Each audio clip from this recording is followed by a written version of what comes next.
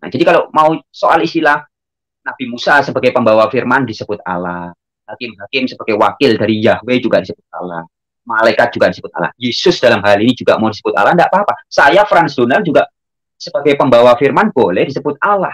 Yohanes 10 ayat 34 sampai 35. Yesus sendiri yang bilang, kepada siapa firman disampaikan atau penyampai firman, pemberita firman, boleh disebut Allah. Tapi, tangannya kan sudah menjadi bisnis sekarang. Gereja itu kan menjadi lahan bisnis. Gereja yang menjadi organisasi. Itu sudah salah kaprah semua. Maka saya katakan, Kristen-Kristen yang mengaku-ngaku Kristen dengan berbagai macam gereja, dengan merek-merek itu kan abal-abal semua. Ya, pada kemakmuran yang benar itu kesejahteraan batin, mental, tidak melekat dengan apapun. Itu yang diajarkan Yesus. Injil, kabar baik yang benar itu begitu. Oke, Bang Frasonal sering pakai status gitu. Aku sampai bilang sama Bang Frasonal, yo lu udah jadi Buddha, Bang. Itu pemahaman Buddha soalnya. Kemelekatan, jangan tergantung, ya memaafkan, melepaskan semua. Itu ajaran agama Buddha soalnya. Ya, sebenarnya itu ajaran, kalau menurut saya itu ajaran kehidupan ya. Karena disebarkan oleh salah satunya adalah Siddhartha atau Buddha Gautama, maka orang berpikir itu ajaran Buddha. Padahal itu ajaran kebenaran. Begitupun ketika disampaikan oleh Yesus, orang pikir itu ajaran dari Yesus. Padahal bukan, itu ajaran kasunyatan, saya bilang itu ajaran kebenaran. Dan itu pun sebenarnya inti dari ajaran Islam di situ. Maka betul, utama Islam itu kan la ilaha illallah, inna lillahi wa inna ilaihi rojiun. Semuanya milik Allah. Jadi kita tidak ada kemelekatan apa-apa. Nah, kalau orang memahami dasar-dasar kehidupan yang sesederhana dan sejelas ini, seterang benderang ini, itu enak. Sadar bahwa itu tadi inna lillahi wa inna ilaihi rojiun. Jadi tidak ada yang kekal dan tidak ada yang sungguhan selain Allah saja. Jadi kebenaran yang sejati atau apa namanya, keberadaan yang sejati hanya Dia Sang Maha. Hakikat kita ini ada tapi sementara semua. Sementara semua.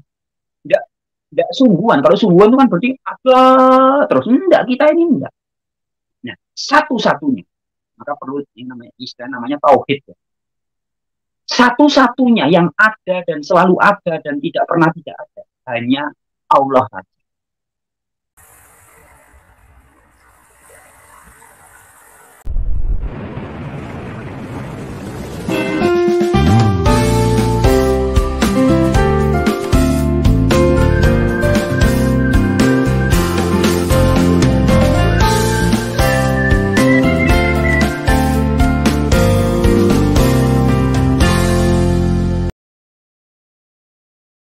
Tapi sebelumnya saya mau jelasin dulu ya, 4 corak di kekristenan itu saya listkan ada 4 corak paling besar. Yang pertama tentu saja Trinitas.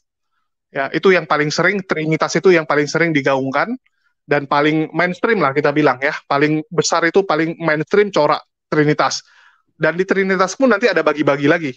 Ada Trinitas yang berbeda-beda gitu. Pemahaman Trinitas orang Katolik beda dengan pemahaman orang Trinitas Advent. Ya, mereka tuh punya lagi. Tapi secara gambaran besar mereka Trinitas.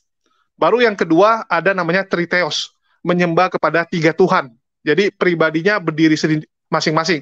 Yesus berdiri sendiri, Allah berdiri sendiri, Roh Kudus berdiri sendiri. Itu Triteos. Ya, itu yang kedua. Baru yang ketiga, ya, yang ketiga Oneness. Oneness itu menganggap bahwa Yesus adalah satu-satunya Tuhan. Ya, Yesuslah yang mengambil peran semuanya. Cuman beda tempat. Saat dia di dunia dia jadi manusia, saat di surga dia jadi Bapa, saat dia dalam bentuk firman dia jadi Roh Kudus. Ya, tapi itu bagian orang tua. Baru yang keempat Unitarian ya. Unitarian mungkin nanti Bang Fransona jelasin.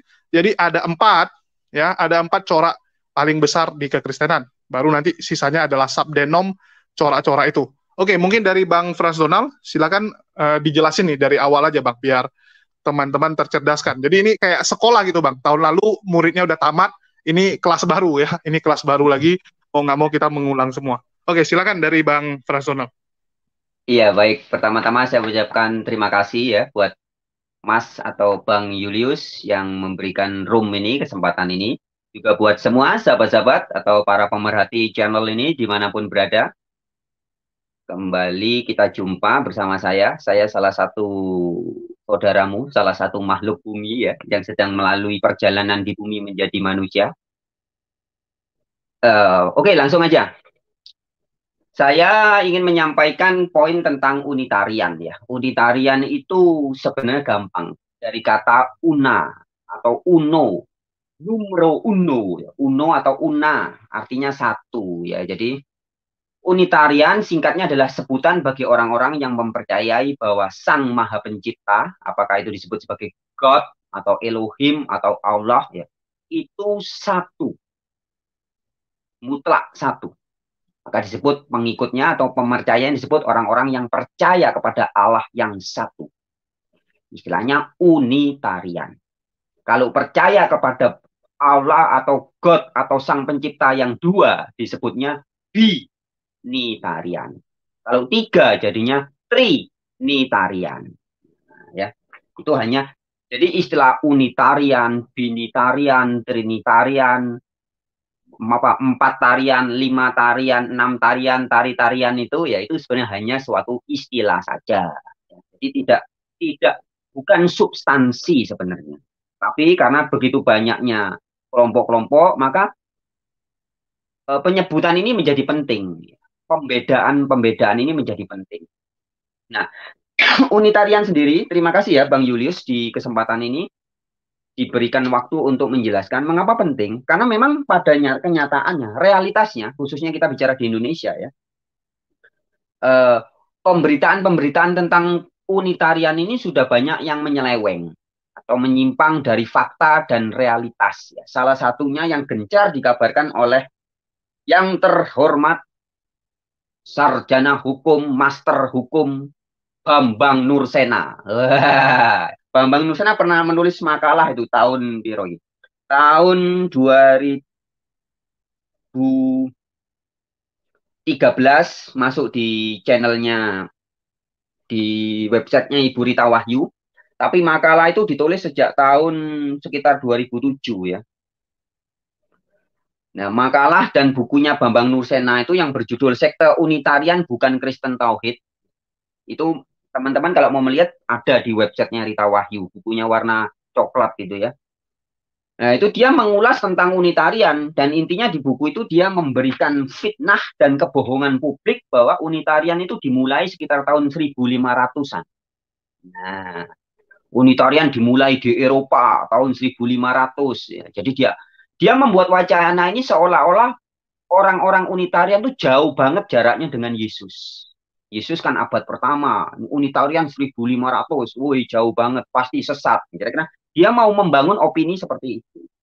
Nah, maka pada kesempatan ini kebohongan-kebohongan semacam itu harus diluruskan. Jadi istilah unitarian itu hanya istilah bagi orang-orang yang percaya God atau Allah yang benar itu satu. Nah, sekarang menyikapi ada 4 golongan besar. Ada unitarian, trinitarian, oneness, dan satu lagi apa triteos tadi. Nah, sebenarnya ini gampang banget diuji. Karena keempatnya ini mengaku menjadikan Alkitab atau Bible sebagai pedoman, sebagai acuan imannya. Nah, sehingga kita bisa lihat, kalau Kristen, kita ngomong Kristen itu kan artinya harus, tidak bisa tidak, artinya adalah pengikut Kristus. Kristen adalah bukan nama agama, meskipun dalam perkembangannya kemudian diklaim sebagai nama agama, tapi awalnya Kristen adalah sebutan bagi para pengikut jalan Tuhan. Di Alkitab ada tertulis tuh di dalam Kisah Para Rasul ya.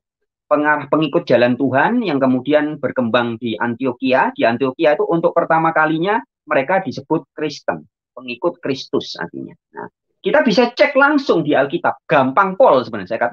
Saya sering mengatakan hal ini.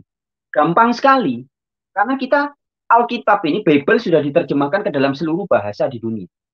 Sehingga kalau kita mau tahu imannya Kristen yang Alkitabiah, yang persis seperti dikatakan Alkitab, ya kita tinggal baca di Alkitab. Kristen mula-mula itu apakah Triteos, apakah Trinitas, apakah Oneness, apakah Unitarian? Nah, tapi sebelum kita menjawab itu, ya seperti tadi sudah disampaikan Bang Julius, kita harus tahu definisinya dulu. Trinitas itu artinya apa sih? Triteos itu artinya apa sih? Oneness itu artinya apa sih? Unitarian artinya apa? Kalau definisinya sudah jelas, sudah sepakat, baru kita bisa ngomong. Jangan sampai terjadi seperti yang diselewengkan atau difitnahkan oleh orang-orang seperti Bambang Nursena. Unitarian mulai tahun 1500. Wah, itu sebuah fitnah ya.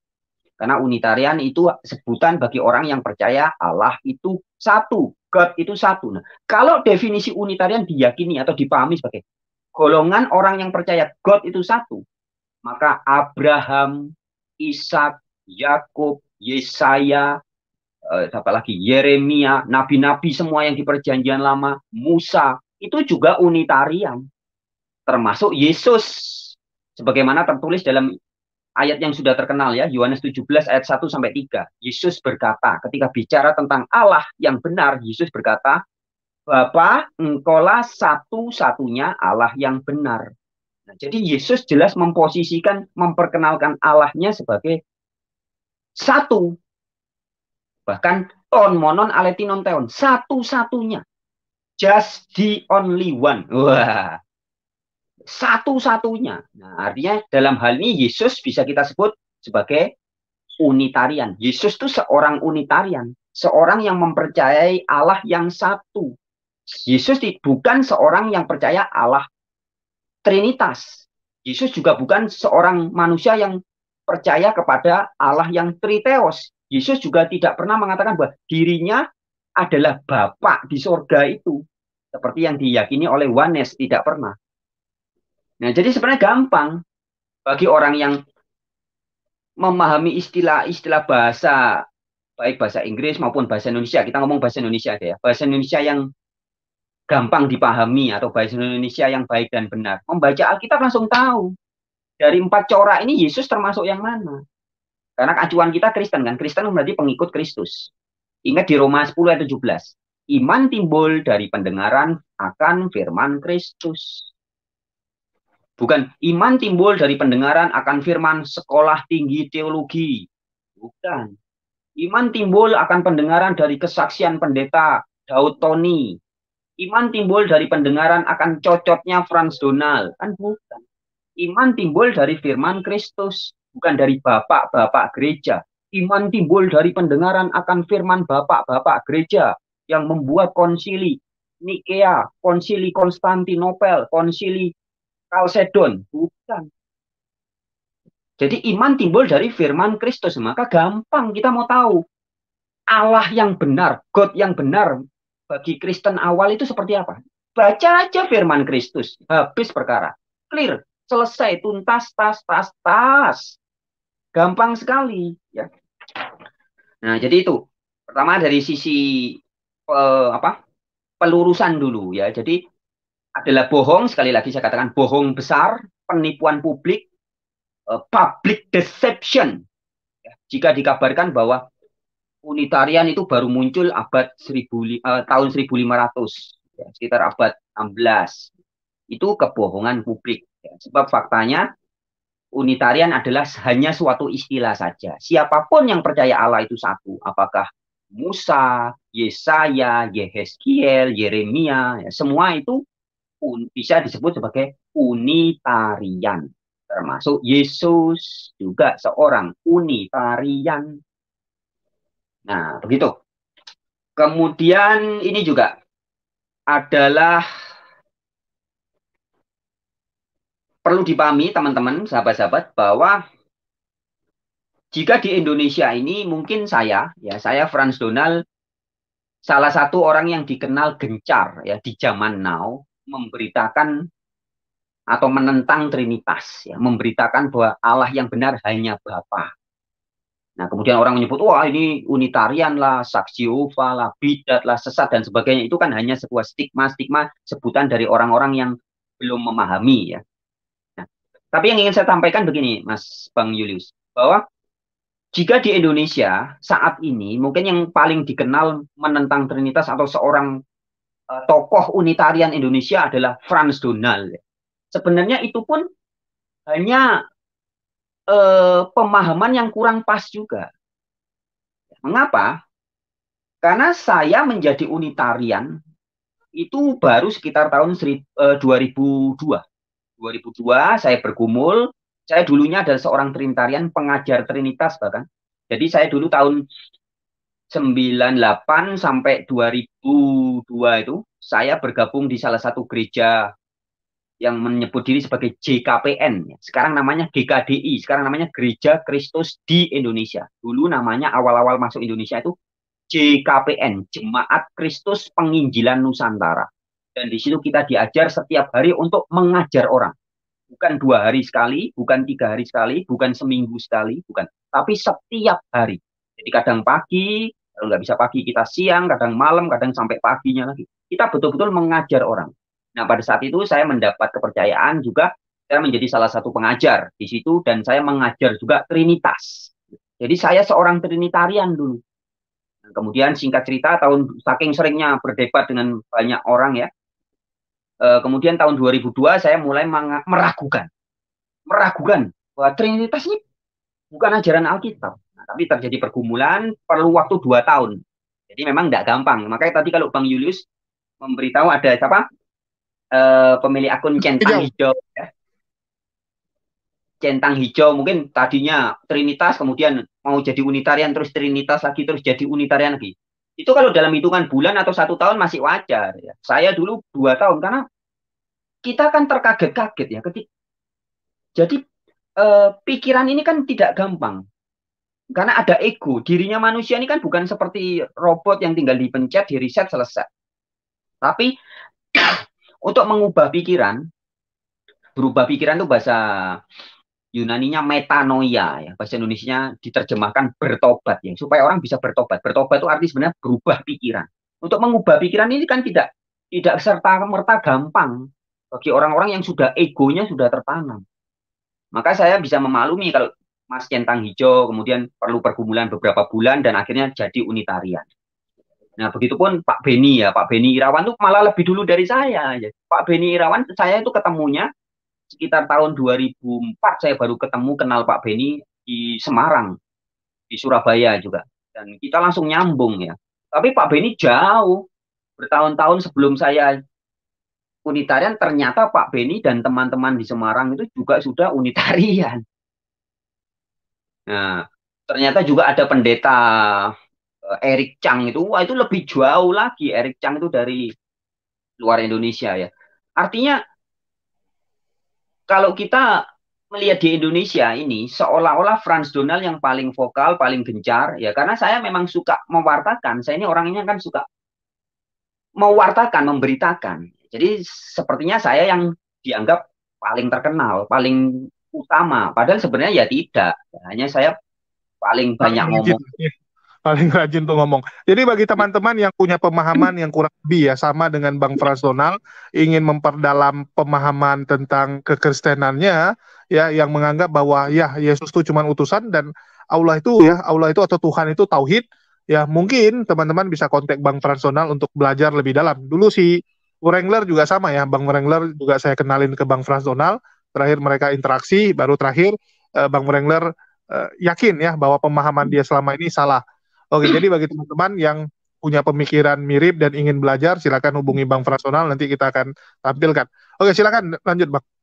Iya, nah ilustrasi tadi, saya di Indonesia gencar memberitakan Unitarian, maka orang di Indonesia banyak yang berpikir, oh, Frans Donald ini tokoh Unitarian. Itu begitu. Nah, kita mundur. Ya. Begitupun yang terjadi di zaman bapak-bapak gereja berkonflik dulu. Sekarang kan kalau Unitarian dikenalnya, wah pengikut Arius. Kakek mbahnya Unitarian tuh Arius. Ya, sehingga disebut Arianisme. Nah, padahal di zaman itu, ya, di zaman perdebatan uskup-uskup Katolik, itu bukan hanya Arius yang Unitarian. Hanya aja Arius salah satu yang vokal. Ada juga uskup Eusebius. Jadi ini uskup semua. Uskup tuh pimpinan kedua tertinggi di gereja Katolik ya. Jadi bukan sekedar romo biasa, bukan pastor biasa, tapi pemimpin wilayah yang lebih besar daripada pastor atau romo. Nah, uskup-uskup di zaman pergulatan perdebatan tentang apakah Allah yang benar itu satu atau dua atau tiga ya. Itu dulu ada sekitar 1.800 uskup pada zaman itu. 1.800, 1.000-nya ada di Romawi bagian timur, 800-an ada di Romawi Barat. Lah, dan yang Unitarian itu sekitar 1000 itu di Romawi Timur. Jadi yang banyak tidak percaya Trinitas itu lebih banyak, 1000-an uskup. Ini belum umatnya ya. 1000 uskup punya ribuan atau bahkan puluhan ribu pastor-pastor dan romo-romo, di bawahnya baru ada umat-umat jemaat. Itu lebih banyak. Ya, tetapi sejarah ini kan disembunyikan. Jadi kalau sekarang digambar-gemburkan seolah-olah bapak-bapak gereja itu dulu semuanya Trinitarian. Padahal tidak. Ya. Faktanya adalah 800 uskup di sekitar Romawi Barat dan kemudian 1000-an uskup wilayah Romawi Timur. Nah, kemudian karena terjadi pergolakan dan perdebatan pendapat itu, maka diadakanlah Konsili Nikea. Nah, di Konsili Nikea itulah baru diputuskan Yesus diangkat sebagai Allah Anak. Baru jadi binitarian, belum Trinitarian, belum ada Trinitas zaman itu. Baru binitarian. Roh Kudus belum diangkat jadi Allah ketiga, belum. Jadi baru Allah Bapa, Allah Anak. Itu keputusan Konsili Nikea tahun 325 Masehi. Nah, masih terjadi perdebatan lagi ya, karena dikuasai oleh Konstantin ya, oleh penguasa setempat pada saat itu yang dianggap dimenangkan ya kelompok Trinitas. Tapi belum Trinitas, masih binitarian tadi ya. Tapi tahun 381 diadakan lagi Konsili Konstantinopel. Bahkan sejarah-sejarah gereja, buku-buku sejarah gereja mencatat ketika Kaisar Konstantin itu dibaptis, yang membaptis itu uskup Unitarian loh, uskup Eusebius. Ya. Jadi yang membaptis Konstantin itu Unitarian. Ya. Meskipun karena kepentingan-kepentingan politik yang kita nggak ngerti persisnya seperti apa ya. Kita kan sekarang hanya membaca dari ceritanya, katanya aja ya. Akhirnya Konstantin memilih atau memposisikan membela kaum Trinitas ya. Mungkin karena Trinitas galak-galak atau bagaimana kita nggak ngerti. Tapi sebenarnya yang membaptis Konstantin itu Unitarian. Raja Nah, Konstantin. Konsili Konstantinopel itu tahun 381 itulah yang menjadikan 3 pribadi God. God yang pertama Bapa, God yang kedua Yesus, Allah Anak, God yang ketiga Roh Kudus. Jadilah Trinitas. Lagi pergolakan. Karena ini banyak yang tidak setuju, banyak kepentingan sampai beberapa tahun kemudian diadakan konsili lagi. Konsili Kalsedon namanya. Tahun 451. Nah, konsili Kalsedon ini meneguhkan supaya betul-betul Yesus diyakini sebagai Allah yang Maha Kuasa, maka dibuatlah konsili Kalsedon itu menetapkan bahwa Yesus sungguh Allah sepenuhnya dan manusia sepenuhnya. Atau yang sekarang kita sering kenal dengan sebutan Yesus itu 100% God dan 100% manusia. Nah, begitu. Nah, kemudian itu berkembang. Tapi kita mundur lagi ya. Jadi artinya begini, itu sekitar tahun Jisamsu, abad 234 ya, terjadi pergolakan. Nah, sekarang kalau teman-teman biasa kan kalau di perdebatan seperti sama Bambang Nursena, Gracia Pelo, dan anak buahnya itu kan suka menunjukkan buku-buku. Ini menurut catatan sejarah ini, menurut bukunya Polikarpus, Ignatius, Clement, bla bla bla bla bla. Ya. Seolah-olah Trinitas itu sudah dipercaya sejak abad pertama. Ya. Nah, artinya kalau kita diajak debat sejarah, buku sejarah versinya ini, tulisannya itu kan sangat asumtif, sifatnya penuh dengan asumsi-asumsi ya. Nah, tapi sebenarnya gampang. Baca aja langsung Alkitab ini. Roma 10 ayat 17 tadi, iman timbul dari pendengaran firman Kristus. Jadi kalau mau tahu yang benar, jangan tanya kepada bapak gereja pengikut Arius atau bapak gereja pengikut Athanasius atau yang lain. Nggak usah, ngapain? Langsung aja potong Kompas, ke sumbernya langsung. Lawong Arius dan konco-konconya Eusebius yang Unitarian itu, juga Athanasius yang Trinitas itu ya patokannya apa teks-teks perjanjian baru. Jadi ngapain kita ngambil sumber kedua atau sumber ketiga? Langsung ke sumber utama, Alkitab. Nah, kalau kita buka Alkitab sudah sangat jelas siapa satu-satunya God yang benar. Sangat jelas. Anak SD, anak SMP yang pikirannya belum keracunan doktrin. Begitu membaca Alkitab ini ceto welo-welo. Yang oleh Injil Matius disebut Allah itu siapa? Oh, Bapa. Jelas, las.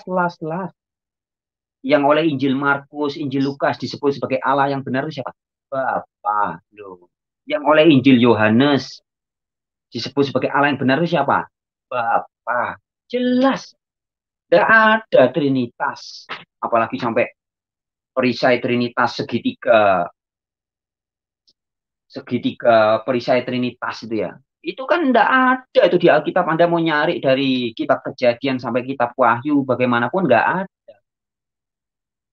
Jadi sebenarnya gampang banget bagi orang yang jujur ya, Bang Yunus. Jadi bagi orang yang jujur, yang murni, itu gampang sekali. Gampang banget. Mengetahui siapa Allah yang benar menurut Alkitab itu gampang banget. Ulangan 10 ayat 17 misalnya kata. Yehova atau Yahweh adalah Allah dari segala Allah. Loh, memang menurut versi apa bahasa Alkitab itu kan yang bisa disebut sebagai Allah atau God atau Theos itu ada banyak. Banyak pihak. Nabi Musa dalam Keluaran 7 ayat 1 juga disebut Allah. Hakim-hakim di Perjanjian Lama juga boleh disebut sebagai Elohim atau Allah. Ya. Kemudian malaikat-malaikat dalam Mazmur juga disebut sebagai para Elohim atau para Allah. Para dewa, kalau bahasa Indonesia, bahasa Sanskertanya ya, para dewa. Ada banyak. Tapi ketika bicara tentang siapa Allah yang sejati atau God yang sejati, dewa dari segala dewa. Ulangan 10 ayat 17, Yosua 2 ayat 22. Yahweh adalah Allahnya segala Allah. Kan jelas toh. Nah, jadi kalau mau soal istilah Nabi Musa sebagai pembawa firman disebut Allah. Hakim-hakim sebagai wakil dari Yahweh juga disebut Allah. Malaikat juga disebut Allah. Yesus dalam hal ini juga mau disebut Allah, enggak apa-apa. Saya, Franz Donald, juga sebagai pembawa firman boleh disebut Allah. Yohanes 10 ayat 34 sampai 35. Yesus sendiri yang bilang, kepada siapa firman disampaikan atau penyampai firman, pemberita firman, boleh disebut Allah. Tapi siapa satu-satunya Allah yang benar? Bapa. Jadi enak. Jadi baca Alkitab tuh jadi ceto welo-welo, jadi terang benderang. Kemudian kalau Yohanes mengatakan bahwa Bapa itu hanya bayangan, hanya ketika di surga dia Bapa, ketika di dunia jadi Yesus. Nah, itu gampang mematahkan argumen yang sontoloyo kayak gitu ya. Eh, Baca di dalam kitab Wahyu misalkan. Wahyu 1 ayat 1. Kitab Wahyu kan diberikan ketika Yesus sudah di surga, sudah bukan manusia. Wahyu diturunkan. Kitab Wahyu pasal 1 ayat 1. Inilah wahyu Yesus Kristus yang dikaruniakan Allah kepadanya. Jadi Yesus memberitakan wahyu kepada Yohanes dengan perantaraan malaikat ya. Sebelumnya Yesus dapat dari siapa? Wahyu 1 ayat 1. Dikaruniakan Allah kepadanya. Ya. Jadi Yesus mendapat wahyu itu bukan sakarpe Yesus dewe sebagai Allah yang maha kuasa bukan.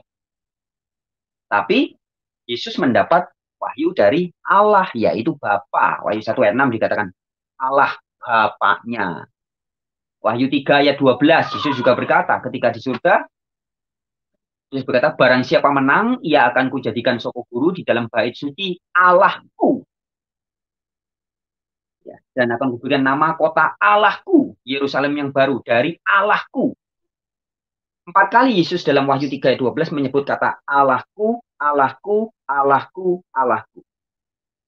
Jadi jelas ketika di surga Yesus masih memiliki Allah.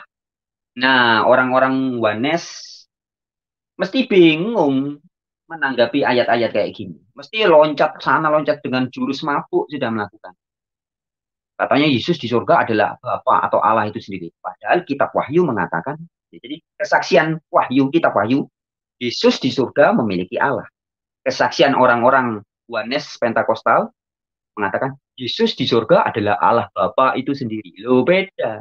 Nah, orang yang jujur hatinya tinggal memilih. Anda mau percaya kitab Wahyu atau percaya dogma-dogma bikinan Oneness, orang-orang Oneness itu. Begitupun dengan Trinitas. Ya, Trinitas mengatakan Yesus ketika di surga adalah pribadi kedua dari Allah. Nah, sementara kitab Wahyu mengatakan Yesus di surga memiliki Allah.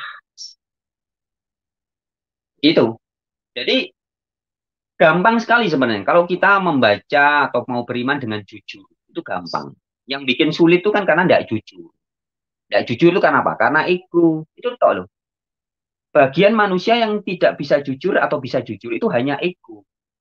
Maka Yesus berkata, tidak ada seorang pun yang bisa ikut aku, tidak bisa bisa menjadi muridku, jikalau ia tidak meninggalkan segala sesuatu. Nah, segala sesuatu itu kan kemelekatan, kepemilikan itu kan di ego. Saya memiliki jabatan, saya memiliki nama baik, saya memiliki popularitas, saya memiliki apalagi harga diri. Nah, ini harus dilepaskan dulu. Kalau ego kita sudah dilepaskan, ditaruh di bawah egonya Sang Maha Ego, yaitu Allah, baru bisa jadi jujur. Nah, kalau sudah jadi jujur itu enak. Kebenaran itu akan jelas terang benderang. Tidak ada kebenaran bagi orang yang tidak jujur. Semua kebenarannya orang-orang yang masih tidak jujur, yang egonya masih besar, itu palsu semua. Kebenarannya masih kebenaran ego. Tapi kalau egonya sudah ditinggalkan, tinggalkan jabatan kependetaannya, jabatan sekolah teologinya, jabatan gelar apalagi, gelar akademisnya ditinggalkan semua. Ya, maka membaca Alkitab itu jadi gampang. Nggak harus sekolah tinggi, mosok Sang Maha Kuasa mau memberitahu manusia tuh harus syaratnya harus sekolah tinggi dulu baru bisa. Harus mahir bahasa Yunani dulu, harus mahir bahasa Ibrani, harus sekolah habis uang banyak dulu, 7 tahun jadi sarjana teologi baru bisa kenal Allah yang benar. Kan nggak begitu ya. Anak SD, anak SMP, anak SMA baca Alkitab harus paham. Itu baru kebenaran. Jadi kebenaran itu sebenarnya simple dan sederhana. Nah, maka saking gampangnya, ya jadi Unitarian ini gampang banget, Bang Yulius. Ketika kita membaca Alkitab dengan jujur itu gampang banget, langsung tahu siapa Allah yang benar. Saking gampangnya, maka banyak orang-orang Trinitas, salah satunya dulu pendeta Esra Soru ya, itu nggak terima, dia malah bilang nggak mungkin. Allah itu tidak bisa segampang itu dipahami, karena Allah itu maha besar, maha tak ter tak ter apa ya tak terungkapkan. Jadi mereka tidak mau kalau Allah mudah dipahami itu tidak mau, maunya harus angel, harus sulit, harus misteri. Maka muncul istilah misteri Allah Tritunggal. Nah, jadi dianggap kalau misteri itu malah benar, tapi kalau gampang itu malah salah. Kebalik-balik cara berpikirnya. Harusnya kan tidak begitu. General truth, kebenaran umum itu harus gampang. Orang buta merasakan cahaya matahari panas. Orang bisu merasakan cahaya matahari panas. Orang gila, orang waras, orang berpendidikan tinggi, orang tidak berpendidikan tinggi, merasakan sinar matahari semua panas. Sama. Itulah general truth, kebenaran umum. Siapapun Anda mau merasakan kebenaran, itu harus sama. Itulah kebenaran. Nah, kalau sudah harus banyak syaratnya, banyak apa namanya, eh, kepentingan-kepentingannya, banyak yaitu syarat-syaratnya dulu harus begini, harus begitu, harus gini, harus itu sudah pasti kebenaran hasil reka-reka ego, misteri jadinya, misteri. Padahal logis aja dipikirlah. Ini dokter akal ya, Bang Yulis ini dokter akal. Pikir aja pakai akal. Kalau Sang Maha Pencipta yang menyayangi manusia, menyayangi kita. Masa mau pakai misteri-misterian, pakai angel-angelan dulu. Katanya maha cinta, maha sayang. Mosok ngomong sama ciptaannya pakai misteri. Enggak mungkin. Mesti ngomongnya belak-belakan. Jadi kalau satu ya satu. Tunggal ya tunggal. Sesederhana itu sebenarnya, gampang. Oke, sementara begitu dulu Bang Yulis. Silakan. Oh, mungkin kita lanjut Bang Transonal. Jadi kalau orang punya pemahaman ini apa? Pemahaman Unitarian, bagaimana dengan gerejanya gitu kan? Ini kan jadi polemik juga karena setahu saya di gereja itu nggak ada tulisan ini gereja corak apa gitu kan. Ini yang membuat orang jadi kayak takut mengungkap siapa dirinya. Ada saran? Kalau pemahaman Anda Unitarian, Anda harus ke gereja yang gimana? Ya, bagus. Pertanyaan yang bagus. Saya langsung aja juga jawabnya tanpa basa-basi ya. Ini juga kesalahpahaman sebenarnya memahami istilah gereja. Gereja sekarang kalau orang ngomong gereja, sudah langsung pikirannya organisasi. Apakah gereja Roma Katolik, apakah gereja Advent, ataukah gereja Bethel Indonesia, apakah gereja Reform atau gereja. Pemikirannya sudah begitu. Sebenarnya istilah gereja ini sudah salah kaprah jika dipahami seperti itu. Sama tadi seperti saya istilahkan Kristen. Kristen itu sebutan bagi pengikut Kristus, bukan agama Kristen. Bukan. Nah, begitupun gereja itu adalah sebutan bagi setiap manusia yang memberikan dirinya mau diisi dengan kebenaran-kebenaran Allah. Maka Yesus berkata, tubuhmu itu loh bait Allah. Jadi gereja itu ya tubuh saya. Saya sering kalau ketemu sama teman-teman, kemarin hari malam minggu saya nongkrong di kafe sama teman, janjian besok minggu ada janjian, dia bilang, kamu enggak ke gereja? Loh, saya bilang, loh ini loh, gereja itu ya saya ini. Nah, jadi pemahaman kata gereja sendiri dulu harus dibetulin dulu. Ini sudah kesasar terlalu jauh ketika orang bicara gereja, dalam imajinasinya langsung gedung atau organisasi. Itu bukan ajaran Alkitab, Mas Bro. Gereja kalau ditafsirkan sebagai organisasi, itu bukan ajaran Alkitab. Gereja yang benar tuh ya, bait Allah, tubuh kita inilah, badan kita inilah yang kita bangun. Kalau orang membangun gereja, melayani gereja, ya tubuh kita ini. Gereja yang benar, yang Alkitabiah itu diri kita ini. Nah, kalau diri saya satu, ada dua, ada tiga teman-teman gereja satu, ketemu gereja lain, kemudian mau bersekutu, berkumpul di satu gedung, ya boleh. Gedungnya para gereja. Gedung tempat beribadah atau berkumpulnya para gereja, gereja, gereja, gereja, gereja, gereja, kan begitu.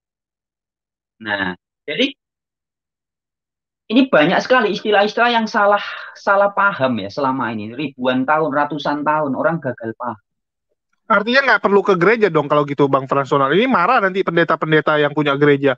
Jadi bisa tutup nanti usaha mereka, Pak. Sebenarnya dengan kasus COVID kemarin yang 2 tahun menghancurkan banyak kebiasaan gereja-gereja organisasi itu ya, gedung-gedung gereja-gereja organisasi itu bagus ya. Akhirnya ada muncul Zoom ya. Akhirnya orang kalau beribadah gereja sudah pakai Zoom, tidak lagi pakai gedung ya.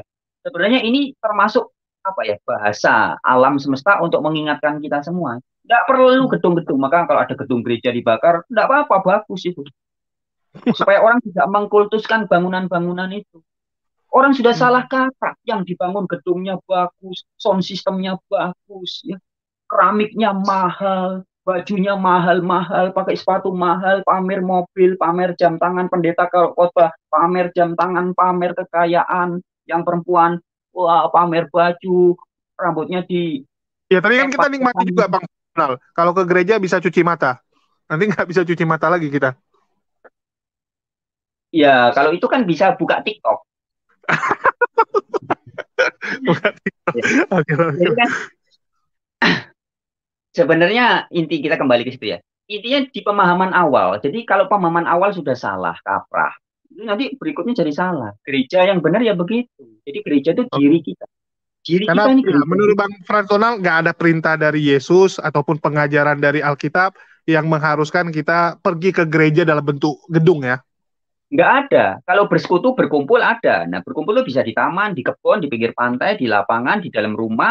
Kalau di Alkitab kan katakan di dalam rumah-rumah berkumpul, mereka saling ya sharing sharing iman, saling menguatkan. Ya. Jadi gereja satu ketemu gereja lain, kemudian kumpul menjadi persekutuan para gereja. Nah, cuma dalam perkembangannya kan sudah menjadi bisnis sekarang. Gereja itu kan menjadi lahan bisnis. Gereja yang menjadi organisasi. Itu sudah salah kaprah semua. Maka saya katakan Kristen-Kristen yang mengaku-ngaku Kristen dengan berbagai macam gereja dengan merek-merek itu kan abal-abal semua. Buktinya apa? Mereka yang diomongkan masalah perpuluhan, masalah kesejahteraan fisik, kesejahteraan apa namanya? Ya kesejahteraan fisik, kekayaan. Ya ngomong-ngomong ke gereja itu nanti hidupmu akan apa? Ekonomimu akan membaik, akan selalu yang dibicarakan itu aja perpuluhan, perpuluhan, perpuluhan. Jadi berkatnya berkat materi semua. Ini salah kaprah, Mas Bro. Yesus itu ajaran, saya mau tegaskan. Yesus itu ajarannya persis kayak ajaran Buddha. Menjadi pengikut Yesus adalah melepaskan segala kepentingan-kepentingan ego. Fokusnya berubah total. Ikut Yesus tuh enggak ada.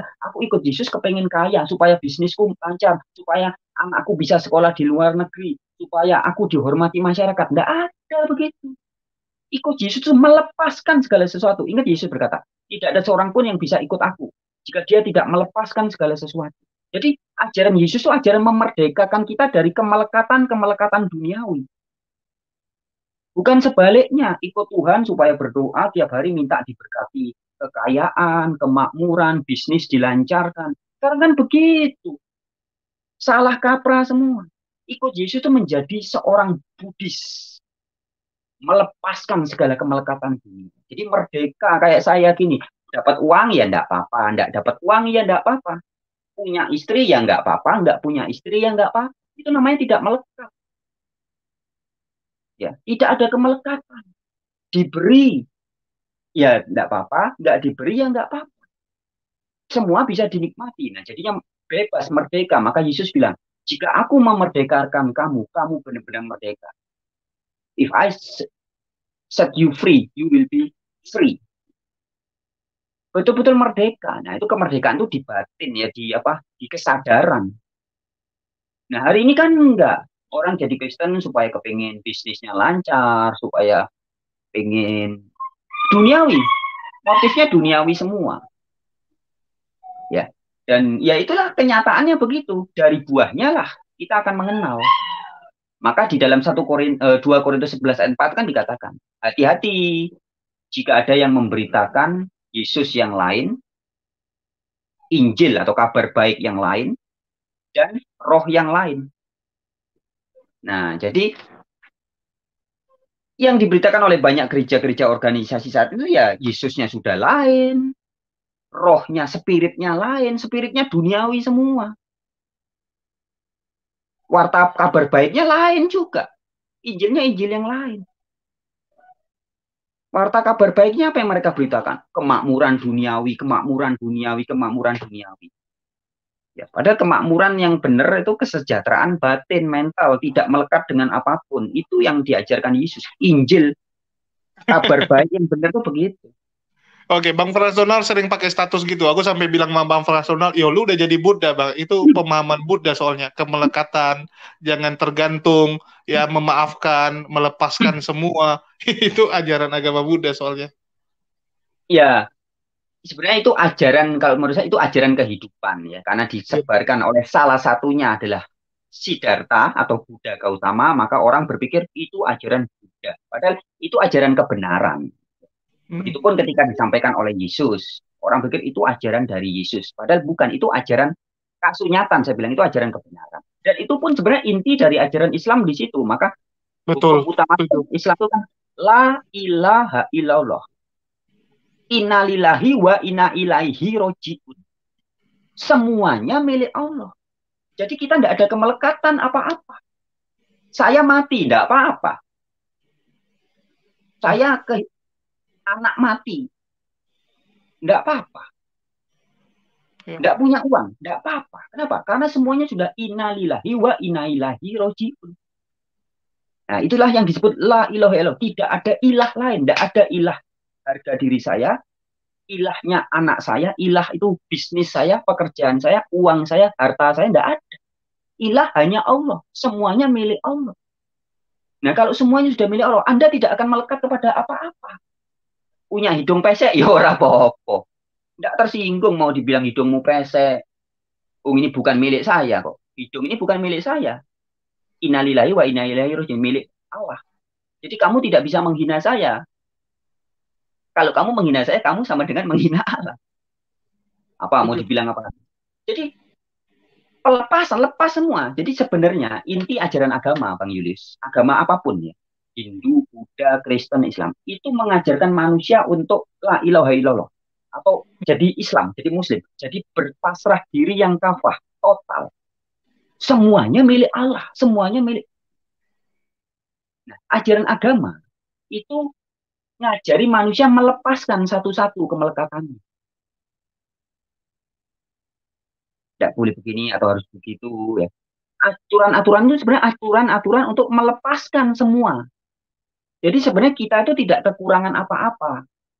Manusia itu sebenarnya tidak ada yang kekurangan apa-apa. Yang ada adalah kelebihan, ketempelan banyak apa-apa. Nafsunya kegedean. Ya sama Iya, kayak misalnya kayak si Saipudin gitu kan, gara-gara pengen Wrangler, Kosman dikorbankan. Nah, karena keinginan itu yang membuat kita tega melakukan hal-hal yang melanggar. Kalau kita nggak ada niat, itulah saya bilang ya, Bang Fransono. Salah satu yang luar biasa itu adalah orang Skandinavia. Jadi ada misionaris ke Skandinavia, ke Iceland ya. Terakhir dia yang jadi ateis, karena dia bingung gitu. Lihat orang sana, ya beda dengan orang di Eropa lain. Kalau di Eropa lain, contoh nih, ada temannya beli mobil baru, mereka akan aku pingin juga lah, aku pingin beli mobil itu juga lah. Ada temannya beli tas baru, dia pingin beli tas itu juga gitu. Ada rasa iri, ada rasa ini ya, ego nggak mau kalah gitu. Beda dengan orang di sana, ya udah gitu, ada duit, ya santai-santai liburan, ya refreshing karena merasa apa? Dunia ini sementara, nikmati saja dan jangan iri dengan orang lain gitu. iya, betul. Bagus ya, Mas Yulis menyinggung itu. Jadi sebenarnya rasa iri itu adalah kalau orang Jawa bilang pang rasa atau rasa cabang ya. Jadi rasa yang bisa timbul ketika seseorang pribadi manusia sedang dalam keadaan tidak mengenal dirinya sendiri. Jadi dia belum sadar apa dan siapa dirinya. Kalau setiap orang sudah sadar bahwa dirinya ini begitu spesial dan satu-satunya di dunia, unik, tidak bisa dibandingkan sembarangan dengan orang lain, dan dia bisa menikmati apa yang sudah ada di sekitarnya, betul-betul dinikmati ya, dirasakan, dihayati, disyukuri, semuanya disyukuri.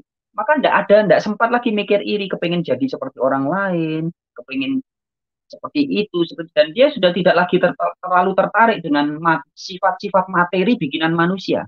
Karena orang yang sudah sadar siapa dirinya, akan merasakan bahwa dirinya ini amazing, dirinya ini sangat luar biasa, dan tidak bisa dibandingkan dengan barang-barang bikinan manusia apapun, mau mobil, eh, tas mewah, barang-barang ciling-ciling, bling-bling itu sudah, ya itu bagus, itu hasil karya manusia yang cerdas, manusia yang terampil, manusia yang kreatif, tapi tidak lagi terlalu menarik, karena dia begitu tertarik dengan dirinya sendiri yang amazing. Nah, orang kalau sudah mengenal dirinya begitu, ajaran semua agama ini sebenarnya mengajak orang untuk kenal dirinya. Nah, kalau sudah kenal diri, maka kemelekatan-kemelekatan yang dari luar itu nanti bisa lepas pelan-pelan. Nah, inti ajaran Yesus, ajaran Buddha, itu juga ajaran melepaskan, melepaskan kemelekatan. Tadi saya di awal tadi saya sudah sempat sampaikan. Jadi segala masalah manusia ini sebenarnya bukan kekurangan apa-apa, tapi karena kelebihan apa-apa. Kebanyakan, ketempelan macam-macam ego kita. Nah, ini yang harus dilepaskan satu-satu. Seolah-olah kita kurang melihat orang kaya, woi saya kurang kaya. Loh, padahal sebenarnya yang betul bukan saya kurang kaya, tapi saya sedang ego, saya sedang ketempelan keingin. Misalkan saya lihat tetangga punya mobil bagus ya, Mas Billy. Tetangga punya mobil. Tiba-tiba saya ingin punya. Nah, ini jalan keluarnya, orang bisa dua cara. Dia akan bekerja keras, ngumpulin uang banyak untuk membeli mobil itu. Atau dia menyadari aku memiliki keinginan punya mobil. Jalan keluarnya apa? Ya tinggal dihilangkan keinginan. Menyadari. Lebih enak yang mana? Anda kerja keras bertahun-tahun, apalagi sampai korupsi, supaya dapat uang 5 miliar bisa beli mobil seperti Hotman Paris. Susah hidupnya bertahun-tahun, capek, lelah, stres, tapi akhirnya dapat uang, beli mobil. Atau Anda langsung aja meditasi 2-3 jam menyadari bahwa begitu tadi muncul keinginan langsung sadari loh. Ternyata jalan keluarnya tidak perlu kerja keras, tapi merelakan, merilis keinginan itu. Hilang keinginan selesai toh. Tidur enak, makan enak. Nah, sebenarnya inti ajaran agama itu. Jadi ketika banyak keinginan-keinginan itu bukan dikejar keinginan, tetapi dilepaskan. Jadi inti ajaran spiritual yang disampaikan Yesus pun seperti itu. Melepaskan dari segala macam, kalau istilahnya kan penjara atau ikatan-ikatan dosa, ikatan-ikatan keinginan-keinginan itu. Itu kita dilepaskan dari itu. Enak. Nah, itulah yang disamakan hidup dalam kedamaian. Ya. Kalau bahasa istilahnya Sanskritnya kan nirvana, sudah damai. Jadi tidak ada lagi rasa iri, bahkan bisa senang lihat orang punya mobil bagus, bagus ya, keren. Cara pandangnya berbeda, langsung berubah. Jadi melihat misalkan, saya sekarang melihat orang punya mobil mewah ya, orang punya mobil bagus, itu saya tidak iri, tidak rasa dengki, dan wih keren ya. Nah pikirannya gini, hebat ya manusia itu bisa menciptakan barang seperti itu. Wow, lebih hebat lagi yang menciptakan manusia yang bisa menciptakan itu. Loh, jadinya semua mengagumkan ke sang pencipta.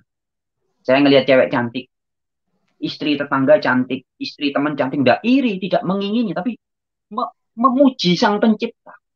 Wih keren ya, ada makhluk secantik itu. Wow, lebih hebat lagi penciptanya. Orang cantik di dunia ini kan udah banyak. Sang maha pencipta bisa menciptakan begitu. Wow, subhanallah, haleluya. Nah, jadi semua bisa larinya innalillahi wa inna ilaihi roji'un. Jadi cara pandang, cara bekerja hatinya itu bisa berubah. Enak sekali hidup sudah gitu. Jadi asik. Ngelihat barang bagus, bersyukur. Ngelihat orang lain kaya, alhamdulillah. Nggak iri. Ini yang terjadi ketika orang sudah tidak lagi ada kemelekatan itu. Tadi bahasanya Bang Yus. Jadi hidup itu menikmati setiap hari. Maka kalau orang tanya sama saya, ya kalau saya setiap hari kan ketemu banyak orang. Kalau gentayangan, saya kalau udah malam itu biasanya gentayangan kemana-mana. Ketemu orang ditanya, kerjaanmu apa sih? Pekerjaan utamaku adalah mensyukuri dan menikmati kehidupan. Ini pekerjaan utama. Ini takdirku. Aku dilahirkan jadi manusia tujuannya untuk mensyukuri dan menikmati kehidupan. Lah bentuknya bisa macam-macam. Ya, sekarang kita lagi Zoom StreamYard gini ya, StreamYard sama Bang. Ya ini termasuk saya menikmati kok, saya mensyukuri. StreamYard-nya kita tidak pernah susah-susah bikin ya tau Bang. Terus saya pakai HP-nya Realme, HP Realme saya tidak pernah susah-susah bikin. Ya, koneksi internet kita tidak pernah ikut bikin, kita tinggal menikmati. Bahkan mulut saya yang ngomong loh. Sebelum saya lahir saya tidak susah-susah bikin mulut, tidak susah-susah bikin telinga. Loh. Kita tinggal menikmati semuanya. Nafas dikasih gratis. Mata cuma 2 bisa saya pakai macam-macam, telinga cuma 2 kita bisa mendengarkan beragam frekuensi. Kan tinggal menikmati. Kalau saya sih bilangnya memang ini ya Bang Franzonal, hidup ini nggak ribet ya. Saya dulu pernah gini ya, saya dulu sangat workaholic. Saat saya muda ya, saya masih muda juga sampai sekarang. Masa dulu saya itu workaholic gitu kan. Benar-benar tuh kerja tuh sampai malam ya, benar-benar inilah gila kerja. Sama kayak orang Chinese biasa lah, benar-benar gila kerja. Tapi saat itu hilang semua, ya sempat aku drop gitu. Waktu hilang ya, usaha hancur, itu saya drop. Cuman terakhir saya ratapi nggak ada gunanya gitu. Di sini kita belajar bahwa ya semua itu milik Tuhan. Semua itu milik Allah. Allah mau kasih bisa, mau Allah mau cabut dalam 1 hari pun bisa semua gitu. Jadi ya udah nikmati saja hidup. Yang penting hidup tuh jadi berkat, jangan nyusahin orang. Ya paling penting itu kita jangan jadi beban bagi orang lain, jangan nyusahin orang, bantulah sebanyak mungkin orang yang bisa kita bantu. Itu aja sekarang prinsip hidup saya ya. Toh juga ajaran ini ya kita bilang ajaran agama ya. Di Islam tuh simple ya. Yang pertama ya sama kita menyembah kepada Sang Pencipta, baru yang kedua kita membantu sesama manusia. Sama sebenarnya. Ya, kita di semua ajaran agama tuh bagaimana kita memperlakukan orang lain itu seperti kita mau diperlakukan. Ya, saya Betul. mau Bang Frans Donald baik sama saya harus baikin Bang Frans Donald, simpel aja kok. Iya. Dan ya simpel sebenarnya, sesimpel itu. Yang bikin ribet dan rumit itu kan sebenarnya dogma-dogma dan pikiran-pikiran yang menganggap Merasa sesuatu itu diri lebih harus. besar, merasa diri lebih pintar, merasa diri lebih hebat dari orang lain. Itu yang jadi Iya. problem. Tapi kalau selalu sadar bahwa semuanya adalah milik Tuhan, milik Allah, milik God ya, itu kalau prinsip itu selalu disadari setiap saat, betul-betul setiap saat. Jadi bukan pas cuman hari Jumat aja atau cuman hari Sabtu atau hari Minggu saja, tapi setiap saat betul-betul disadari bahwa semuanya milik God. Itu enak banget. Kita akan sadar dan selalu bisa merasakan kita tidak bisa pernah kehilangan apa-apa. Karena sesungguhnya Nggak punya kita apa-apa. tidak punya apa-apa. Bahasanya dititipi atau dipinjami.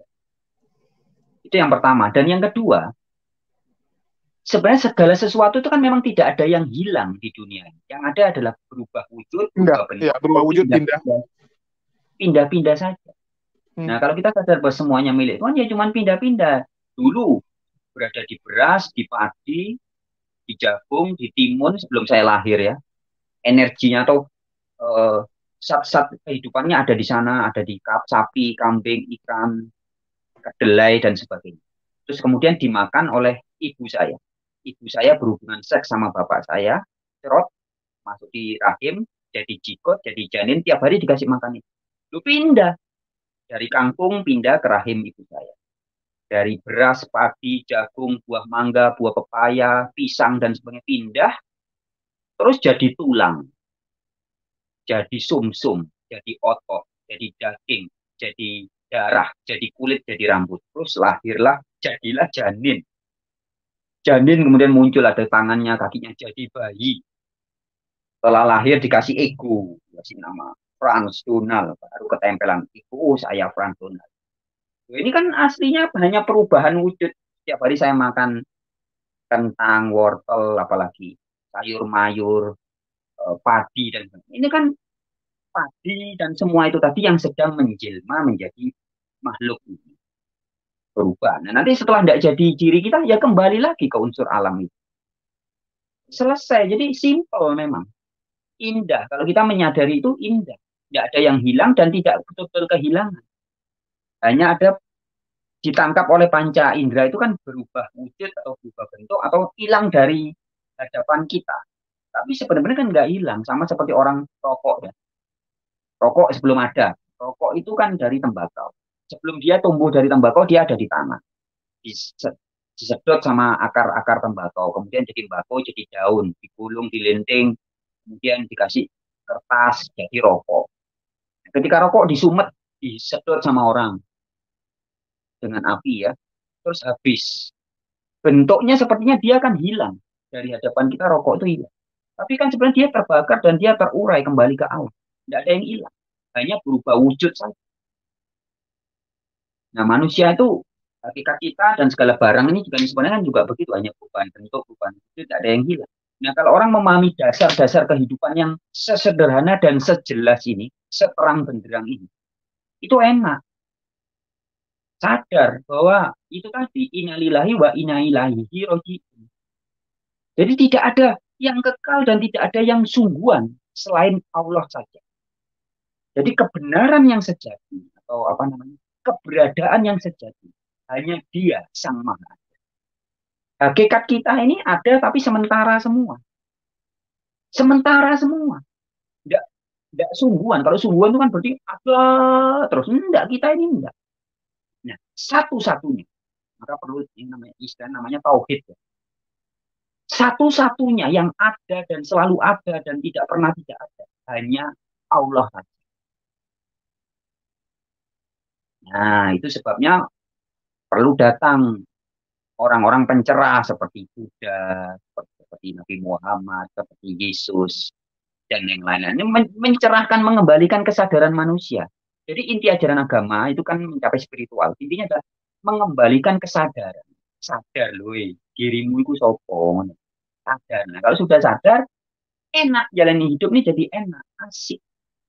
Jadinya setiap hari mensyukuri dan menikmati apa saja yang disajikan tanpa ingin merasa memiliki. Segala masalah manusia itu terjadi karena manusia ingin memiliki yang bukan haknya atau overlap. Semua masalah, mulai dari zaman kisah Adam dan Hawa, overlap ingin menguasai yang bukan miliknya, pasti jadi masalah. Tapi kalau sadar bahwa kita tidak punya apa-apa, tapi kita hanya bisa menikmati dan mensyukuri apa-apa. Maka tidak ada orang saling sikut sana, sikut sini, memiliki ini, menguasai ini, tidak ada. Tidak akan terjadi masalah-masalah sampai nggak karu-karuan seperti sekarang. Kalau manusia selalu sadar siapa dan apa diri. Nah, inti ajaran semua spiritual dan agama itu ya di situ tok, ya. Simple. Kesadaran, consciousness, kesadaran spiritual. Bahwa yang ada sesungguhnya hanya Sang Maha Ada. Ono, kalau di Jawa itu kan ono, coroko, totongan. Sang Maha Ada itu Hono yang disebut sebagai Tanteno Kiniro, Inoyo Ngopo, ya, yang tak tergambarkan, tak terungkapkan, yang di dalam bahasa Arab disebut sebagai Allah, itu dalam bahasa ya, Ibrani disebut sebagai Yahweh, Sang Maha Ada. Aku ada yang aku ada, yang kekal itu. Ya begitu kira-kira Bang Yulis. Jadi Oke, bagus Bang makasih Yulis. Bang Prasono. Ini ada si centang hijau ya, bidat yang baik namanya sekarang, namanya bidat yang baik. Dia bidat Oh tapi iya yang iya penting iya. baik. Ya, dia pokoknya prinsipnya dia bilang nggak apa-apa dibilang orang bidat, mau diejek orang apapun nggak ada masalah karena nggak merugikan dirinya. Yang penting dia berbuat baik. Oke, shalom Bang Centang Hijau. Mungkin silakan tanggapannya Bang Centang Hijau. Ya, salam, salam. Terima kasih. Ya, salam Pak Donald. Ya, selamat Ya, salam. sore. Ya, Salam, baik. salam. Iya, terima kasih. Banyak sekali ilmu yang harus saya belajar dari apa? Dari Bang Pras juga ya. Biarlah, karena saya ini baru Unitarian Pak Donald, baru seumur toge gitu ya. Baru nggak sampai bulan. Tapi saya sudah dengan tegas mengatakan teman-teman saya dan mereka kaget gitu ya. Karena saya dari Trinitas, saya pindah ke Unitarian. Dan ya tidak apa-apa mereka bilang saya bidat ya. Saya nggak, I don't care istilahnya kan. Ya, Saya tidak bergantung sama mereka ya. Jadi saya memahami bahwa memang eh, Allah itu adalah satu-satunya, tidak ada duanya. Adalah sang sumber itu ya. Semua pun kita ini berasal dari satu sumber, yaitu Allah ya, Bapa. Itu sudah jelas ya. Ya, saya baca karena ada sekarang saya sudah, kalau saya membaca Alkitab, saya harus lurus apa kata Alkitab. Saya nggak mau membaca Alkitab terpengaruhi oleh doktrin-doktrin manapun. Sehingga saya menemukan kebenaran yang saya temukan. Puji Tuhan, saya temukan kebenaran yang betul-betul saya anggap benar gitu, Bang Frans ya. Karena mungkin saya ditarik oleh Bapa sesuai dengan Yohanes 6 ayat 44 ya. ya, Ya karena saya mau menyembah Bapa, maka Bapa akan menarik saya untuk mengenal siapa itu Kristus. Saya tidak mau mengenal Kristus-Kristus yang lain. Saya mau mengenal Kristus sesuai dengan pengajaran Bapa kan. Jadi selaras dengan pengajaran yang disampaikan oleh Bapa melalui Kristus itu sendiri. Ya begitu Bang Frans ya, kalau saya menurut saya sih gitu. ya. Sip, sip, sip, sip. Bagus, Pak. Betul, betul. Nah, waktu saya tidak banyak Bang Frans karena saya harus kerja ya begini. Tadi Bang Frans mengatakan apa ya, gereja itu ada di hati Bang Frans gitu ya. Dan di hati, Betul ya? diri kita ini, diri kita, badan kita, Ya, jiwa kita, inilah ya. termasuk ada hati, ada pikiran, ada tangan, ada kaki, ada penis, ada vagina, ada jeroan, ada semua-muanya inilah gereja. Iya Tubuh Bang. mula kait Allah. Maaf, Itu waktu Pak. saya singkat Bang. Maaf, saya butuh bagaimana dengan Matius 16 ayat 18. Apa itu?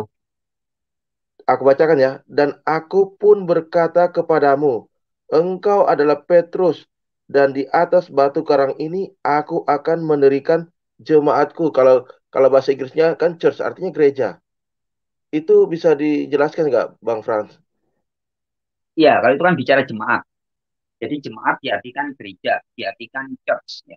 Jemaat itu kan kumpulan dari, jadi kan pertama gereja. Ada Pak Centang Hijau, ada Dokter Akal, ada Prandonal. Ini masing-masing gereja. Bait Allah, bait Allah, bait Allah. Ya, kalau kumpul ya namanya persekutuan. Itu yang disebut sebagai jemaat. Nah, Petrus itu di Matius 16 itu oleh Yesus dijadikan kamu dijadiin pimpinan. Jadi apa? Ya pimpinannya. Di atas batu karang ini maksudnya Petrus ya. Petrus dijadiin yang membimbing atau memimpin. Jadi tidak apa-apa gereja dianggap sebagai kumpulan banyak orang ya, tapi gereja yang benar itu ya pribadi itu. Nah, pribadi itu ada yang bisa mengajar, ada yang bisa ada bagian-bagiannya macam-macam ya, ada yang jadi nabi, jadi rasul, jadi pengajar, jadi yang bekerja, masak, bikin makanan, bercocok tanam, cari uang dan sebagainya. Tapi yang penting dipahami adalah makna dari gereja itu sendiri, itu dipahami dulu tubuh kita ini. Jadi fokusnya jangan jangan keluar, jangan ke bangunan, jangan. Yang harus dibangun setiap hari diri saya. Jadi diri saya hari ini bagaimana dibandingkan dengan teman. Jadi inti ajaran spiritual itu kan kita itu tidak terlalu ngurusi hal-hal di luar diri kita. Pokok urusi diri kita dulu. Nah, maka Yesus mengatakan, kasihlah sesamamu manusia seperti dirimu sendiri. Jadi kita fokus dulu mengasihi diri kita sendiri dulu. Betul. Jangan makanan yang boleh masuk ke dalam badan saya, tidak boleh makanan. Minuman tidak boleh. Kita betul-betul menjaga diri kita. Menyayangi diri kita. Karena ini gereja, ini bait Allah. Tidak tahukah kamu bahwa tubuhmu adalah bait Allah? Ya, Paulus mengatakan gitu ya di suratnya. Badanmu adalah tubuh Kristus, adalah bait Allah. Nah, kalau kita sudah bisa mengasihi diri ini, baru kita bisa mengasihi orang lain dengan acuan atau patokannya ya mengasihi diri. Tadi Bang Julius bilang, kalau kamu ingin disayangi orang, ya sayangi orang. Kalau kamu tidak mau dicuri, ya jangan mencuri. Kan sederhana itu. Yang masuk kemudian menjadi hukum-hukum itu sederhana. Kamu ingin ditolong, ya tolonglah orang. Perbuatlah orang, apapun yang dilakukan, apa yang kamu ingin orang perbuat kepadamu, perbuatlah itu. Ini semua inti ajaran agama. Di Al-Quran juga ada. Di kitab Buddha juga ada. Di kitab Hindu juga ada. Di kitab agama apapun itu ada semua. Itu inti ajarannya. Yang utama pertama apa? La ilaha illallah. Atau kasihlah Allahmu dengan segenap hatimu, segenap pikiran, jiwa, raga. Yang kedua, kasihlah sesamamu manusia seperti dirimu sendiri. Itu aja intinya. Nah, sebelum kita bisa melakukan yang kedua, mengasihi sesama manusia, kita harus mengasihi diri sendiri dulu. Karena ukuran mengasihi sesama manusia itu diri sendiri. Kalau kita sudah kenal diri kita dengan segala kehebatan dan segala kekurangannya ini, baru kita bisa menerima orang lain apa adanya. Kita sadar, kentut saya bau, tidak enak. Loh, baru kita bisa menerima ketika kentutnya orang lain bau, ya is ora apa-apa. Kentutku dewe mampu. Itu ilustrasinya begitu. Jadi kita bisa gampang memaklumin orang. Kayak saya menghadapi orang-orang Trinitas ya tidak apa-apa, santai-santai aja, mau hebat seperti apa. Karena saya dulu juga Trinitas. Loh, ya kan. Seperti Bang Centang Hijau kan juga gitu. Tidak apa-apa, sabar meskipun disebut bidat, maka bidat yang baik. Tidak apa-apa. Dulu juga Trinitas.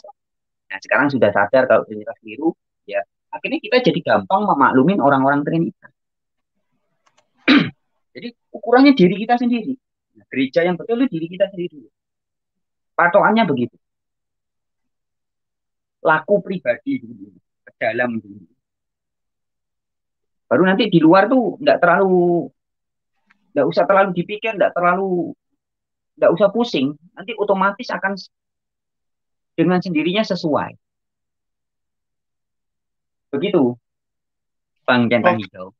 Jadi Bang Centang Hijau, kalau kamu mau tahu aslinya itu bukan church ya, itu kamu beli terjemahan bahasa Inggris. Kamu baca terjemahan asli ya, atau dia punya bahasa asli di mana itu sebagai Petros dan Petra. Ya, tapi itu nanti lain tema aja. Nanti kita akan bahas, kalau Centang Hijau mau nanti ku panggilin teman-teman yang spesialis bagian itu ya. Itu nggak pernah Yesus mengatakan dirikan gereja. Cuman mereka menerjemahkan sebagai Petra itu sebagai gereja karena batu karang. Nama Petrus sendiri itu sebenarnya batu karang gitu. Batu karang yang besar ya, nama Petrus sendiri. Arti nama si Petrus itu. Jadi nggak pernah tersirat Yesus itu mengatakan gereja itu fisik atau gedung gitu ya. Tetapi lebih ke arah sebagian menganggap ya sebagai pemimpin, Simon Petrus itu kan adalah pemimpin. Jadi Yesus mengatakan bahwa kamulah yang akan melanjutkan estafet kepemimpinan dari teman-teman kamu ini setelah nggak ada saya gitu. Ya, tetapi datang bapak-bapak gereja menerjemahkannya itu sebagai landasan berdirinya gereja ya, namanya church itu. Nggak pernah Yesus mengatakan nanti dirikan gedung, nanti dirikan church, nggak ada ya. Bahkan kalau kamu mau jujur melihat sejarah, dulu murid-murid Yesus itu mengajarnya di mana? Di sinagog. Ikut sama Yesus kok. Yesus juga sama, mengajarnya itu bukan dirikan sendiri gedung sendiri, tempat belajar sendiri, enggak. Dia door to door dari satu sinagog ke sinagog yang lain. Jadi nanti itu kita akan bahas khusus. Ya memang banyak sih sebenarnya penyimpangan-penyimpangan yang sudah terjadi, seakan-akan artinya seperti itu, padahal artinya bukan seperti itu. Oke, ada lagi Bang Centang Hijau? Aku jadi bingung mau panggil kamu Centang Hijau atau Bidat yang baik sekarang. Bidat yang baik. Panggil aja bidat yang baik ya. Ya, walaupun saya bidat, tapi saya berbaik hati gitu loh. Sekarang saya bergaul sama siapapun, saya nggak mau apa ya membatasi teman-teman ya. Jadi siapapun saya anggap sebagai saudara ya. Ya supaya kita saling saling menghargai, saling bertoleransi di antara kita semua umat beragama di di negara kita ini. Ya, gitu Bang Julius. Oke. Ada lagi mau ditanyain atau disampaikan Bang Centang Hijau? Si Luga nampaknya masih ngamuk tuh sama lu. Ya itulah si Luga kadang-kadang dia Tritunggal tapi kadang-kadang lari ke Wanes, kadang-kadang lari ke Triteos. Lari, Makanya nggak ngerti menjelaskan. Bukan lari, mereka sendiri nggak bisa menjelaskan dirinya siapa. Coba lihat nanti kalau orang udah jelasin Trinitas itu gimana. Mutar. Siapa yang bisa Iya, jelasin? Nggak ada yang bisa jelasin. Datang si Paul yang lebih hebat lagi. Tidak ada seorang pun di dunia yang bisa menjelaskan Trinitas kecuali saya. Wah, lebih hebat lagi dia ya. Bahkan bapak-bapak gereja, Paulus pun nggak bisa menjelaskan. Dia bilang, hanya dia yang bisa menjelaskan. ya, Ya nggak sebelum bisa. saya kan Kristen dari lahir ya. Ya, jadi puji Tuhan ya baru sekarang saya menemukan kebenaran. Artinya ada ayat-ayat ganjil yang saya tidak pernah dikhotbahkan oleh pendeta. Ya, waktu di dunia itu saya menemukan ayat-ayat itu ya. Ternyata se- Yesus adalah Yesus adalah ciptaan tidak pernah dikhotbahkan. Ya, seperti Wahyu 3 ayat 14 ya. 1 Kolose 1 ayat 15, Amsal 22 Amsal 8 ayat 22. 1 Yohanes 5 ayat 1 itu hampir tidak pernah saya dengar ya. Ternyata ayat itu memang betul-betul saya di framing bahwa kamu apa menyebut Yesus diciptakan. Bukan saya ngomong. Itu ada ayatnya ya. Ada beberapa ayat mengatakan bahwa Yesus adalah ciptaan ya. Ya, itu saja ya. Gitu Bang Julius. Ya, oke, siap. Makasih Bang Bidat. Ya, kalau ayat tersebut disampaikan di gereja, nanti orang jadi bingung. Mereka ini mau jadi Unitarian atau jadi Trinitas. Karena itu ayat yang menghancurkan Trinitas soalnya. Nanti Iya, direvisi mungkin. Kalau Trinitas mungkin ke betul. depannya direvisi, dibuang itu ayat itu. Ya, ya seperti tadi aku berdebat dengan Luga ya. Dia mengatakan Yesus adalah Allah. Walaupun tidak ada ayatnya, saya coba memancing, tapi dia nggak berani berani kepancing. Saya tanya, kalau Yesus itu adalah Allah, ya berarti apakah dia tidak mempunyai Allah lagi? Nah, dia muter-muter kan. Coba dia berani Hmm. jawab, iya, Yesus mempunyai Allah lagi. Nah, disitulah aku kasih ayat sniper. Kamu baca Wahyu 3 ayat 12. Ternyata di surga, Yesus pun mempunyai Allah. Ya, gitu. Ya gitu ya, gitu. Ya, Ya, kalau gitu kalau ya. di Luga nggak usah dibilang lah. Kalau dia nanti salah ngomong, malah nanti dia jadi blunder lagi. Tapi memang gini Bang Centang Hijau, belum pernah saya menemukan orang Trinitas itu bisa menjelaskan dengan masuk di akal gitu. Kecuali Pak ini ya, Pak Lamsen ya. Kalau Pak Lamsen dengan simpel dia bilang ajaib dan tidak masuk di akal. Jadi nggak usah dipikirkan dia bilang. Pokoknya percaya saja dia bilang. Nah, itu yang paling gampang gitu. Itu sebenarnya juga bahasa yang apa ya? Bahasa yang cacat logika. Karena sesuatu bisa dipercaya, itu pasti masuk di akal. Dia bilang, percaya saja, nggak usah. Jadi Trinitas kan memang tidak masuk di akal. Jadi tidak untuk pakai akal, tapi percaya saja. Itu sebuah pernyataan yang kontradiksi. Sesuatu bisa dipercaya, itu pasti masuk akal. Nggak ada, nggak mungkin Anda percaya kepada sesuatu yang tidak masuk akal. Nggak mungkin. Karena percaya, bagian dari diri manusia yang bisa sakit perut itu perut. Yang bisa sakit hati itu hati. Yang bisa sakit pinggang itu pinggang. Yang bisa sakit gigi daerah sekitar mulut. Yang bisa percaya atau tidak percaya itu pikiran, akal. Nah, untuk bisa percaya, pasti masuk di akalnya. Saya bisa percaya sesuatu, pasti masuk dulu di akal saya. Baru saya bisa percaya. Jadi kalau orang bilang, nggak masuk akal, nggak apa-apa. Yang penting percaya saja. Itu apa itu bahasa ngawur, bahasa orang yang nggak ngerti akal itu apa, percaya itu apa. Definisi dari percaya dia nggak ngerti, definisi dari akal dia juga nggak ngerti. Nggak bisa orang percaya sesuatu tapi nggak masuk di akalnya. Nggak mungkin, itu namanya nggak percaya.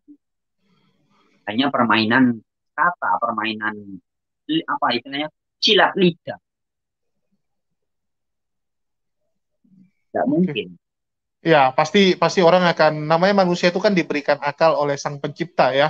Nggak mungkin Sang Pencipta berikan akal tapi nggak menyuruh kita menggunakan akal kita. Kalau nggak ya buang aja lah akalnya, kita jadi kayak hewan aja gitu kan. Ya kayak hewan makan tidur pas musim kawin kawin, nah udah tuh berkembang biak udah gitu-gitu aja. Yang membedakan kita dengan hewan ya karena kita diberikan akal pikiran untuk menentukan apa yang mau kita lakukan sendiri.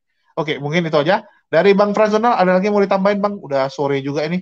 Ini Ya, jam-jam penuh cobaan nih, ngantuk-ngantuk soalnya. ya, Saya saya pikir janji sama orang soalnya nih. cukup juga. Nanti kita bisa lanjut di lain hari dengan perbincangan yang melanjutkan ini atau tema yang lainnya. Itu aja. Siap. Saya pikir cukup, Bang Julius. Terima kasih banyak buat waktunya, buat ini. Oke, makasih buat Bang Franzonal. Dari Kentang Hijau, ada lagi mau ditambahin Kentang Hijau untuk disampaikan kepada para penonton, terutama mungkin kepada teman-teman Kristen yang punya pemahaman seperti Bang Centang Hijau. Oke, terima kasih. Sebenarnya sih teman-teman saya juga sudah banyak mulai berpahaman tentang Unitarian. Tapi kan sejak kecil itu otak kita itu sudah dimasukin apa ya? Bahwa itu sesat, bidat sesat masuk neraka. Seperti ya waktu kecil dulu orang-orang saksi Yehova itu ya. Maaf, Unitarian bukan saksi Yehova ya. Saya hanya mau menjelaskan saja. Dikatakan, itu mereka itu saksi Yehova, bidat sesat nanti masuk neraka. Tetapi itu waktu kecil juga ya, sudah memang di framing gitu. Tetapi jika kita bertanya, sesatnya di mana mereka itu? Nah, bingung mereka menjawab. Paling-paling mereka bilang, wah, tidak percaya Yesus sebagai Allah. Ya, iya, kalau Anda menemukannya ayat, memang nggak ada itu. Ya. Nah, saya mau bahwa kita diberikan akal dan pikiran ya. Saya buka ayatnya Markus 12 ayat 29 dan 30. Hukum yang terutama ialah, dengarlah hai orang Israel, Tuhan Allah kita, Tuhan itu Esa. Tapi jangan dibelok lagi, tapi tiga, nggak ada kan? Tuhan itu Esa. Nah, terus kasihlah Tuhan Allah Allahmu dengan segenap hatimu dan segenap jiwamu dan segenap akal budimu. Ya, kita memakai logika untuk mengenal Allah. Tetapi kalau tidak melawan silogisme, itu berarti sudah bertentangan dengan Alkitab. Terima kasih ya. Itu saja. Pak itu Ko Julius dengan Pak Pras Donald. Ya, itu kita akan gaungkan biar makin banyak orang-orang seperti Bang Centang Hijau yang pede ya, yang istilahnya nggak takut untuk dikatakan bidat. Memang kadang-kadang yang jadi masalah adalah dikatain bidat sama orang, dikatain sesat, dikatain wah itu dari iblis lah gitu ya, sehingga dia sendiri minder. Apalagi itu dari kecil dialami ya. Sebenarnya kalau mau lihat ya kita harus lihat dari buah. Kalau mau jujur-jujuran gini ya, kita nggak usah. Saya punya beberapa teman dari Trinitas pindah jadi saksi Yehova. Ya, kalau mau kasar-kasar bilang malah saya lihat hidupnya lebih baik kok. Bukan kayak orang Trinitas juga yang maki-maki orang yang merasa dirinya paling benar. Kadang-kadang ada sekelompok orang karena dia merasa dia yang paling mainstream, dia yang mayoritas, seakan-akan dia selalu merasa dirinya paling benar. Ini yang harus dihilangkan ya. Termasuk teman-teman Muslim juga gitu. Jangan merasa wah kita di Indonesia mayoritas sehingga kita merasa wah yang minoritas boleh kita apa-apain, enggak ya.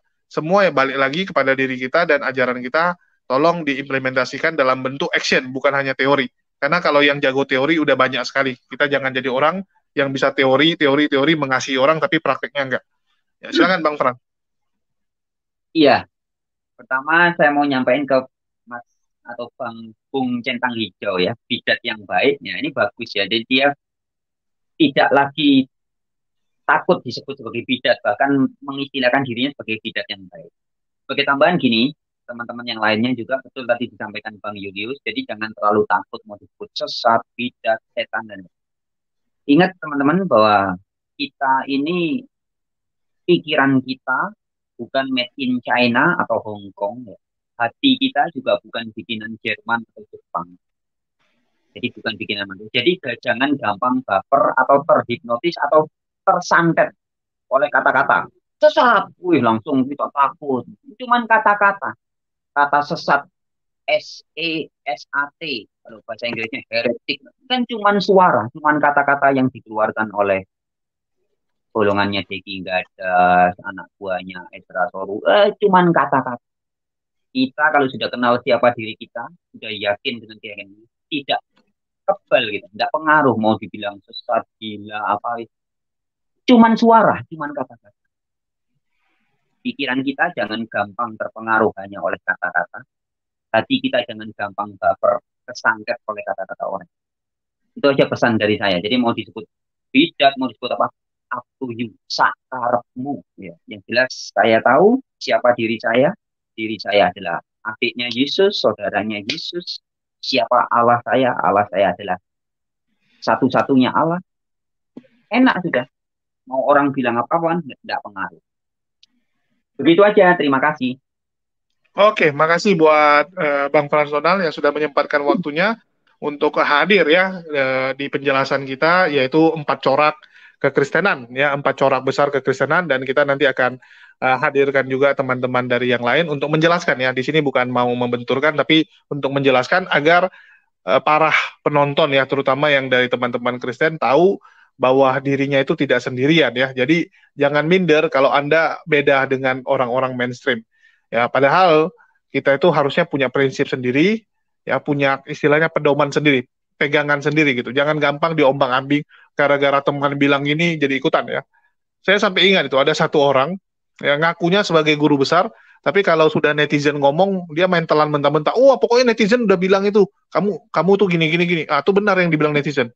Itu saya sampai apaan gitu ya. Kita tuh jadi orang harus punya prinsip. Mau orang lain bilang apapun, kita cek sendiri, kita pelajari sendiri, semua dari sendiri. Jadi orang yang punya prinsip lah. Jangan seperti Rudi Yohanes juga gitu kan. Donaturnya suruh ke kiri, donaturnya suruh ke kanan gitu.